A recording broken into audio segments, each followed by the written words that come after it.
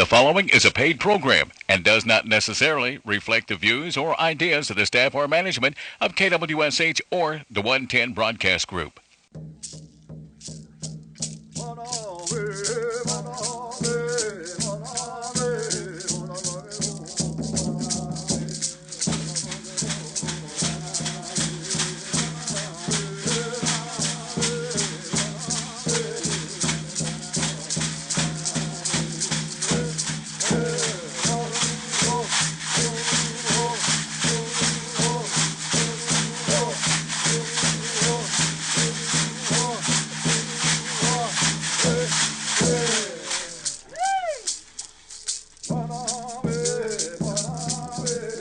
It's Stone Go Seminole. Jeremy Fultz, Cheho Jifkados, and Monday in Hayetki, Hadi Alaga Moan, Ogida Othano Jedos, Delaney.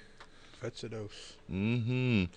So, Mojanita Hadamnita He, Lojan Popo Hoyan, Kazapidos, though. Sto is that technically. No. This is Jeremy Fultz, and you are listening to the Seminole Nation of Oklahoma radio program. It is 11 a.m. on this beautiful but cold Tuesday morning. Alongside of me, I have my... What else can I call? I think I've called you everything I can call you on the air. I know. It hurts my feelings. I know. I'm going to have to start learning another language so I can call you stuff in that language. And his partner in crime, co-worker, co-host. I don't know what else I can call you. But Delaney's with me today. Stone Go. So, this weekend is Christmas. A couple months ago, I remember I said, golly, it's already November. Then it's already December. And now, Christmas. Tajago Thaco. The Chago Thaco, yeah. And so... kind of a slow week this week. Got some things going on, but I think all the schools are out this week and everyone's enjoying their families and friends. And Delaney, what'd you do this weekend? I pretty much just stayed in the house. Sunday, though, I went to Henrietta. There's an art market sale, so I was a part of that. It was a good one. I saw you over there. I seen you, yeah. Yeah.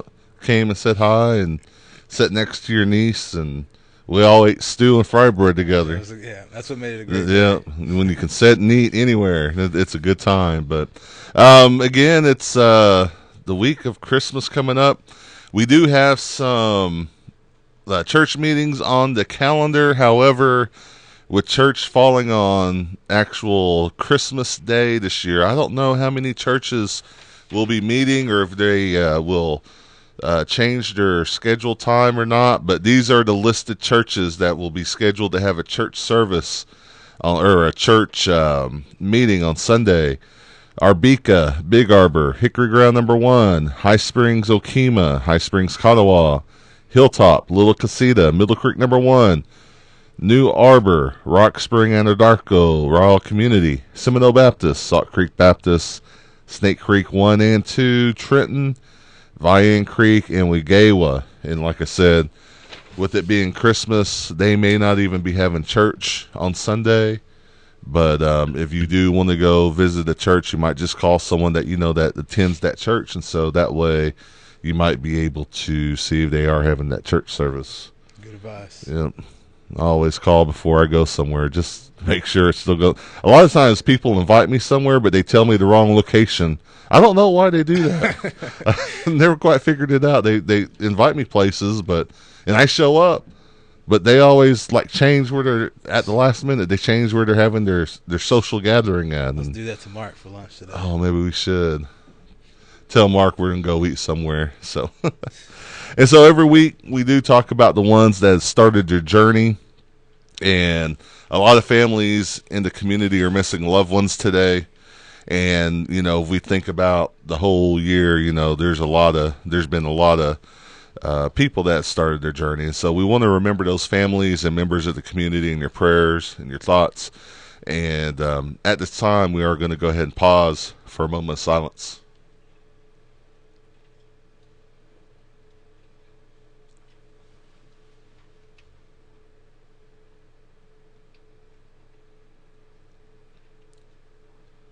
Mado. And so, kind of right off the bat, we wanted to get this out to the listening audience and also to the area. The second round of the Christmas toy giveaway will be happening again on Wednesday. And this is available to all children, Delaney. Mm-hmm. And so if you want to get your child or your kids any gifts, you don't even really have to be native to show up. If you go out there, it is while supplies last. However, the Christmas gift giveaway, the location will be held at the Miccosukee Mission Gym on the inside, and it will be tomorrow from 10 a.m. to 7 p.m., or like I said, or while supplies last. And this is made possible by the Seminole Nation Honor Guard, food and nutrition programs, and then the Marine Reserve Corps and Toys for Tots. And so we do want to say a big mado to everyone that's been helping with that. And Rex came on last week and told us a little bit about that program, and it was a good one. And so if you'd like to get your kids just a little, maybe something extra, or if you're having a hard time and not able to get your kids anything, swing by. Your kids don't have to be present tomorrow. You can come by, pick them up, get them something, and wrap it up or give it to them. It's just a good program, Delaney. Oh yeah, appreciate that. Yep. Anything else you'd like to say about the Christmas giveaway? No. It happens tomorrow. Tomorrow, 10 a.m. to 7 p.m. That's it. Thought you had it, man. All right, and so diabetes, we usually go over everything the diabetes department's doing. Yeah. And this week, we talked to Jerome. Nothing's going on this week. It's going to be 5 degrees tomorrow. I guess they didn't want to run outside. Oh, man, yeah. It's all right to take a break. Yeah, they're doing Tai Chi. They've got the Brownback Fitness, but all that's been postponed again this week. Everything will resume back to normal next week, the week of New Year's Eve. But again, this week, take a break, they said, let your body rest. Rest is a big part of your health. That's what I'm doing right now. I've been resting for years. You're ready now. Yep. And so again, next week, everything will start back to normal. Chair aerobics, Tai Chi, and then the Brownback Fitness. So if you have any questions regarding the programs out there by the diabetes program, give Jerome a call, 405-652-0878. And he is very knowledgeable, and he'll be able to help you with any questions that you have about getting started with some of these programs. And these programs take place in Wewoka and Seminole, so it'll be a good one. Right on. So there's a few blood drives held by Seminole Nation that'll be taking place here soon. December 30th, CHR program. That'll be at the North Community Building at the Mission, 10:30 to 2 p.m. So. And then right after New Year's on the 5th, Seminole Nation Casino over at I-40, they said look for the Blood Mobile, 1:15 to 5. Again, that's going to be January the 5th at the I-40 Casino. And so this still goes back to the Tribal Blood Drive Challenge that's going on. And I believe it's Chickasaw Nation, Choctaw Nation, and I can't see the other one. But there's a few nations involved with that. And you also get a nice long sleeve T-shirt for donating. So it'll be a good time. Yep. Some big communications news right now as well. The December edition of the paper is out. Mark kept his word again. He did. It was that Mark Williams guarantee. It's coming to your mailbox if you haven't received it already. Copies of the Choga Delaney is available at local casinos, gas stations, and I've seen a couple copies floating around. So, and then also the digital copy of the December issue is available on the tribal website at sno-nsn.gov. And to receive your own hard copy or to update your mailing info, email seminomedia@gmail.com. with your name and address and your band, if applicable. And so the communications will also be producing a Christmas video and releasing photos with the princesses, and they'll be released on Christmas Day. And also, an end of the year video will be released with the Chiefs on New Year's Eve. And so, the January edition of the Choga Delaney will have photos with Santa, and then there'll also be a 2022 recap of highlights from the nation. And so, that'll be a good edition coming out in January. All right. It in your bosket. Oh, Inga. All right, and so at this time, we do have a special guest in the studio. Oh, birthdays. You want to do birthdays? Yeah. Okay, well, so. We're doing some audibles here today because we have two guests. Yeah. Delaney, you want to do the birthdays then, Let's do real the quick? birthdays. All right. Start off with Rebecca Stone, Burgess Navarro, Zachary Doc Batiste, Chassie Foster, Dana Miller, Galen Cloud, Jason Tiger, Jessica Frazier, Mary Cruz, Mandy Yellowfish, Veronica York, Janichka Fachkit Fulit Owagachas. Inga, happy birthday. And so we do have a special guest today to come talk to us about a special historic moment of the Seminole people. None other than Mr. Jake Tiger, everyone. Let's hear it for Jake. Yeah, there we go. There's all the claps from the tens of people that's here in the studio today. Howdy, everyone. Hey, that's a nice voice there, Jake. I really like that. So, Jake, tell us a little bit about what's going on, and this seems like a special date we want to kind of talk about and remember, right? Yeah, so today we're going to talk about an event that happened on Christmas Day, December 25th, 1837, which was the Battle of Okeechobee. Okeechobee in the Miccosukee language, which means big water. It's the biggest lake in Florida. It's actually one of the biggest battles of the Second Seminole War, and so how the battle commenced was it was the 1st, 4th, and 6th Infantry, also with Missouri Volunteers led by Zachary Taylor, and on the Seminole side we had a lot of notable TSNOs that were there, a whole bunch of Miko, Alligator, and Abayaka who were in that battle. And so the battle, actually, how it commenced, or how it actually happened was the troops were following a group of Seminoles into the Okeechobee area, and the Seminoles already knew the landscape of the whole entire battle, and so the Seminoles came prepared. They kind of leveled out the sawgrass so it was kind of chest high. So when troops are going through the water, they walked with their rifles above their heads so they couldn't get their powder wet. So that kind of left them vulnerable. They had Seminoles that were camping out and on the top of treetops as scouts, and a lot of them were hiding in the sawgrass and ambushed them. And the really funny thing about the battle is the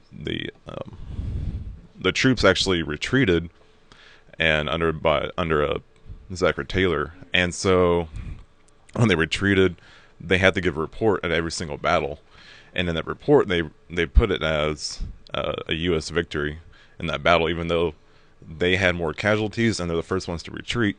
And so in result of that, when they wrote as a victory, that kind of started Zachary Taylor's campaign trail on his way to become president later on, and actually gave him a nickname, which was Old Tried and True, which was his nickname after the Battle of Okeechobee. But in reality, it was a Seminole victory that happened out there. And then we have bigger battles that happened. We had the Battle of Wahoo Swamp that happened, and next week I'll send in a historical fact about the day's battle. Just come out here and just to remind people that every time we talk about Christmas, to me, I always think about the Battle of Okeechobee because that was one of the biggest battles during the Seminole War. And you said that was 1837. Correct. Just a brief overview. We might have newer listeners or people that's not too familiar with even like a broad timeline of the removal of the Seminole people, Creek people. We're talking about the Trail of Tears all around that time, the Indian Removal Act. If you would, this battle is part of the Second Seminole War, right? Yeah. Most historians call it, the First, Second, and Third Seminole War, but as Seminoles, we see it as the Seminole Wars, hostilities against the Seminoles, because it was a 29-year-long conflict that went on. There was never really a ceasefire in between those gray periods where there was no fighting. We were still at war. So in reality, we just call it the Seminole Wars. Yeah. And so kind of give us just a brief timeline about, Indian Removal Act, and then where the Seminoles kind of fell into that, and then when Seminoles started arriving to like Fort Gibson, and then even just a brief overview. Yeah, so the Indian Removal Act actually started in 1830 under the President Andrew Jackson, and there was treaties that were negotiated on the Seminole side that were broken. The Treaty of Payne's Landing, the Treaty of Fort Gibson, and then you started to see Seminoles start becoming removed and brought here to Indian Territory, out to Fort Gibson. My band, the Tom Palmer Band, which before we were called Tom Palmer Band, which was the Pascofa Band, which was our band chief. Well, we were brought here in 1842 on the W.M. Gatson. And so, we hear all these different stories of Seminoles coming through Fort Gibson, Fort Smith, Fort Pike, and Jackson Barracks in Louisiana. There was we had the longest route that came through here. They brought us here on decommissioned slave ships, so we used a lot of waterways to come here to Oklahoma. And the hostilities didn't really end until the late 1850s. There was Seminoles that stayed in Florida. They were able to escape, and technically they never signed a treaty, so they're still unconquerable in that concept. But in reality, the Seminole Wars are, there are, we can still see it through that systematic oppression that we see what was brought against the Seminoles, because in reality we didn't really have any type of peaceful times during the 1800s, and even before that, the Seminoles that were identified as red sticks during the Red Stick Wars, and then when we came here to Oklahoma, we didn't have our own lands until 1856, and then shortly after that we were brought into the Civil War, and then we had the Dawes Rolls, the Curtis Act. So there's all kinds of hostilities that we're trying to erase the Seminoles, but luckily we're still here today, or we can come on the radio show and we have our own government, and we're still represented in the modern day. That's true. And then we've talked about some of the atrocities even during the removal, where some of them ships sank with full of natives and full of Seminole people on them ships. And we visited like Egmont Key, which was a disembarkation point where they would put families of some of the warriors that was fighting to try to pull them out of the war so they could be captured. And even that's where, was it Polly, the one that gets credit for Florida Seminoles, Polly Parker, is it Polly Parker? I believe so, yeah. That escaped that Egmont Key Island and hid. And yeah, that might have been well, no, that wasn't. Yeah, it wasn't Jumper. That was. I have to go through my notes. And yeah, but I stood on that island and looked, and it's miles off that coast. And to think that people tried to swim off that island to get back to the mainland, and the waters there are so choppy just because of where it's at there in Tampa. It's well, one of the people that stayed back in Florida was Abiaka, which he was Miccosukee, and he was most famous for bringing his people deep into the Everglades, and they were able to stay there. And they have a really cool statue of him at Big Cypress at the museum over there on the reservation. It's a pretty neat statue they have of him. And so all these took place between the 1830s, and we talk about Seminoles arriving probably in Oklahoma or Indian Territory, 1837, 1838. They started to come here in 1832. Oh, 32. Yeah, because Fort Gibson was established in 1824. With the Cherokee Nation came here first, then the Muskogee Creeks, and then the Seminoles started to arrive here shortly after. The Seminoles, we stayed at Fort Gibson the longest because we had that. They tried to lump us together with the Muskogee Creeks at the time, and our original reservational boundaries, and so we didn't have our own established land base until 1856, and then we started coming to this area, and then there's other stuff that kind of branched off into that. Kawakaji went down to Mexico down in Brackville, Texas area, Coahuila, Mexico, and just because it was the slow negotiations with the federal government, not really wanting to give us our own sovereignty and our own land base. Yeah. And so, anything else you want to talk about, Jake? No, just I kind of brought a lot out. I know. No, you're good. I'll just come out and next week I'll send you something about the day's battle, which happened on December 28th, 1835, which was one of the biggest battles of the Seminole War. And then I think shortly after, I believe our director Ted is going to come out and talk about the Seminole burning. Okay. Yeah, I'm always a big supporter of getting the history out there and just making sure, a lot of people won't know dates and won't know times, but just the overall sense of, knowing, okay, during this time period, this was happening. Mm-hmm. I think it's important for our people to know some of those, and even some of the wars, because, their ancestors, our ancestors fought in those wars. They preserved and did so we could be here today. Mm-hmm. And that's important to remember those times, and remember those people that help keep us here. So yeah, absolutely. Yeah, a lot of people went through a lot of these atrocities, and they're able to preserve. So whatever we're going through today, that's nothing with it compared to they did. If they're able to get through what they had to back then, we can do anything right now. Truth. Well, Mado, Jake, for swinging by, we appreciate it. Ingo. All right, and so that was Jake Tiger with the Historic Preservation Office. Always good for some information. I challenge you, if you see Jake out in public, just ask him a random question about history. He'd probably answer it.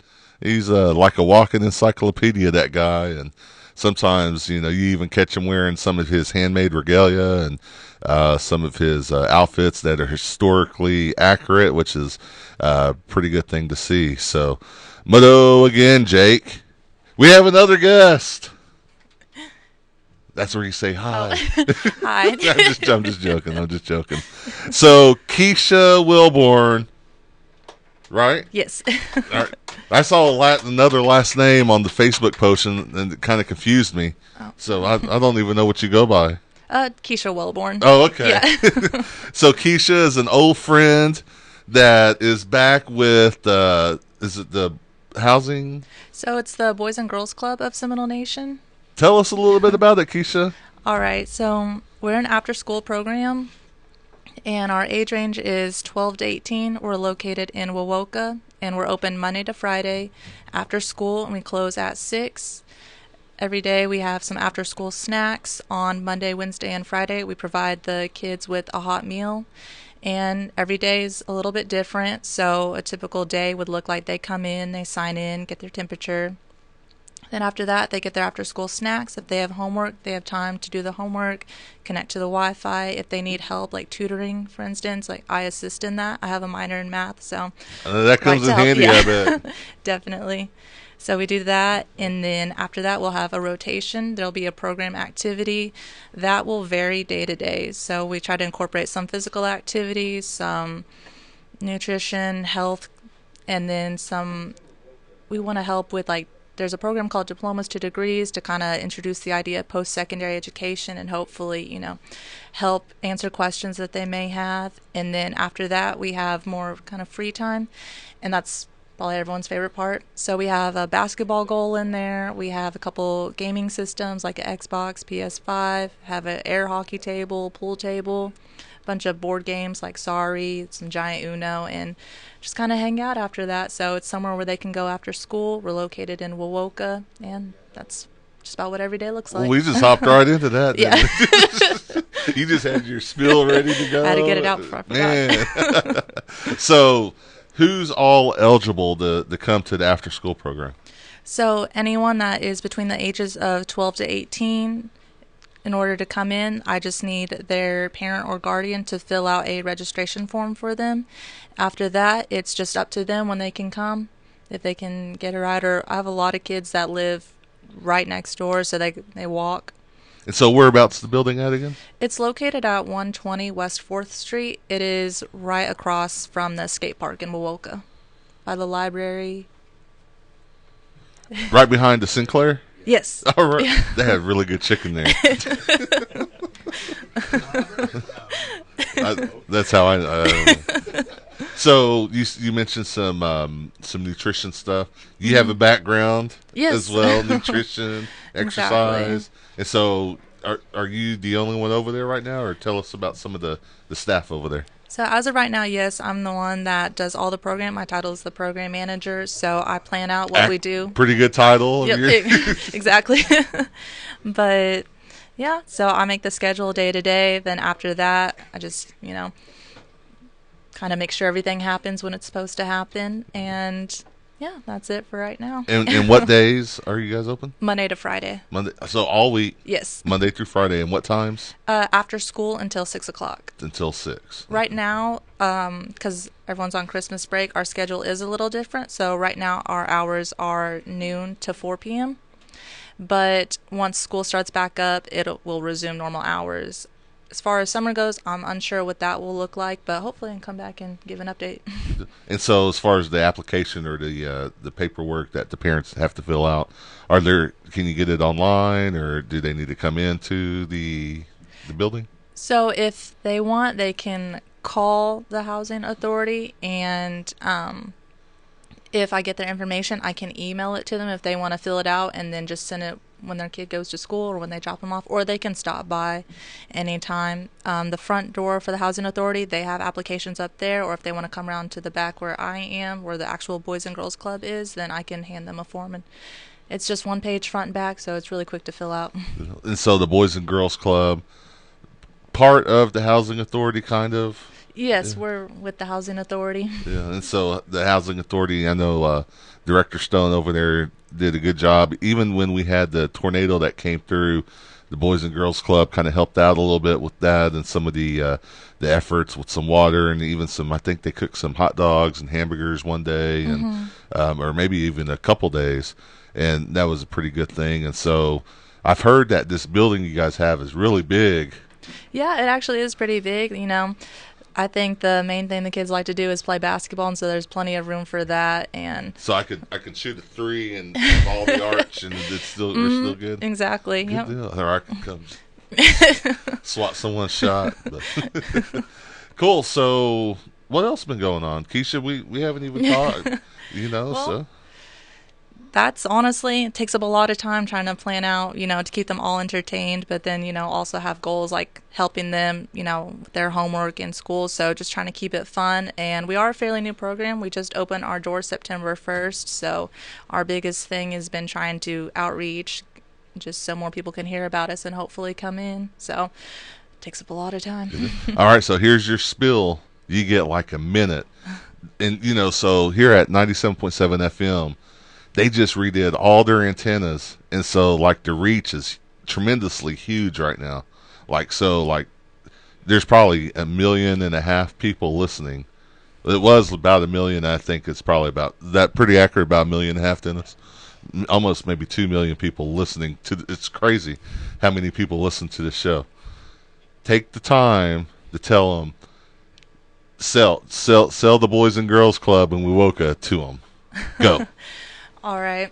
Well, I think we have just about everything for any type of student, any type of kid. We have arts and crafts. Like I said, since it's Christmas break, we've been playing some Christmas movies. We'll turn off one of the set of lights so they can kind of hang out, have a movie theater kind of feel. Meanwhile, the other kids, if they want to shoot around, play basketball, they can do that. And then just if you need help in school, you just get everything all in one. So I think it's a good opportunity. It's somewhere to go in Wewoka, so... Is there a charge, any fee or anything? As of right now, no. So, might as well. Man, it's Just free. free, If you're yep. in Wewoka, what ages again? 12 to 18. 12 to 18. If you're listening and you're 12 to 18, have your parents go over. Where is it again? It's behind the Sinclair. It's located at 120 West 4th Street in Wewoka. All right. Anything else about the Boys and Girls Club? I think it's a lot of fun, somewhere to go after school, and you get fed, like I said, hot meals Monday, Wednesday, Friday, after school snacks. And then also on Wednesday, December 14th, the Seminole Nation Boys and Girls Club and the Housing Authority hosted kids from Wewoka JOM program with a free lunch, and special guest Bronson Trey Harjo, our friend Trey, came over. Tell us a little bit about that event y'all did. So, as you mentioned, the JOM kids, they came, they sat down. Rebecca Stone, she actually cooked the meal that we provided. We served them. They all sat down, had their drinks, and then Trey, he gave a motivational speech to them, just kind of talked to them. After that, I did what I'm doing now, just kind of gave them a quick rundown of what we do. Then after that, we let them play some games like Uno. There was a big group playing that, and then tested out the ping pong table, the pool table. So that's how that went. All right. And so also with the Housing Authority, there's a job opening available for a receptionist and intake clerk. But also they wanted us to let the listening audience know that they have on their website the annual performance reports. And so if anyone would like to go to their website, which is hasnok.org,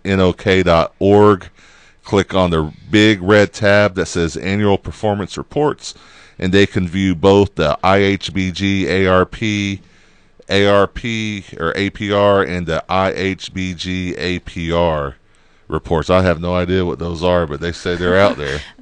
Do you know? I have no idea. So if you know what the IHBG ARP APR is, you're more than welcome to go check it out. We're big old fans of acronyms around here, I guess. Good deal. Anything else from Boys and Girls Club? Another announcement, on Friday we're having a Christmas party. If they want to come, we'll have movie, hot chocolate, popcorn. We're actually going to give away some prizes to the kids. For that, each day that they come, they can put their name in for a drawing. So every day they come, more chances throughout. There'll be different reasons why they can get an additional ticket to put in the box. So there'll be that to look forward to this Friday. Again, hours are 12 to 4. And what's a good phone number to reach y'all if they need a call? 405-257-6604, and then I believe the Boys and Girls Club is number 7. Okay. Anything else you'd like to talk about? No, I think that's about it. All right. Before you leave, I need to talk to you, so don't just run off, okay? All right. That was Kecia Wilborn with the Boys and Girls Club of the Seminole Nation, and so appreciate you guys coming. I say you guys. I appreciate you coming out. And let's see what else we got going on. It's about time to wrap it up. Also, just off the bat, tomorrow or on Thursday at noon and Friday, the Seminole Nation will close their doors of the offices starting noon on Thursday, and then the nation will be closed Friday and Monday, and office hours will resume on Tuesday. A lot of that is to stop an outbreak of flu and COVID for Thursday and Friday. And we are also trying to move to more virtual meetings. And so if you do have a scheduled meeting with someone from the office or for the nation on any of those days, you might need to go ahead and call. They may move that meeting to a virtual meeting because of the increase in cases that are out there right now. And so I know the tribal offices have been encouraged to start wearing masks again and during this time. So if you are out and about and if you try to visit Seminole Nation, the offices will be closed again starting Thursday at noon and will remain closed until Tuesday the 27th, I believe. So I believe that's it. I think we made it through. You can catch the rebroadcast of this radio show on the Facebook page, YouTube, and tribal website, sno-nsn.gov for the Seminole Nation of Oklahoma every Wednesday. If you have news or announcements you want to share on the Community and Events Facebook page, please email the communications staff at seminolemedia@gmail.com or call 405-652-7251. And as always, tune in every Tuesday at 11 a.m. right here on KWSH 97.7 FM or the legendary 1260 a.m. for everyone in the communications department, the language department here at 97.7 FM, including Dennis Burton, my co-host Delaney Pennock, he's somewhere out there, Mado, and Jihi Jahlees.